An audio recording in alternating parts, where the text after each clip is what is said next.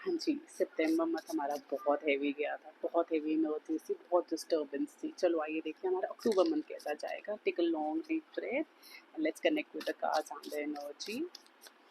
अपना नाम लेंगे हम, कनेक्ट करेंगे अपनी एनर्जीज के साथ। ओके, एक क्लैरिटी मिलेगी, एक चीज़ें जो सितंबर मंथ से हमारे पीछे आ रही थी, हमें जहाँ इमोशनल क्लैरिटी नहीं मिल रही थी वहाँ से हम मिलेंगे हमें।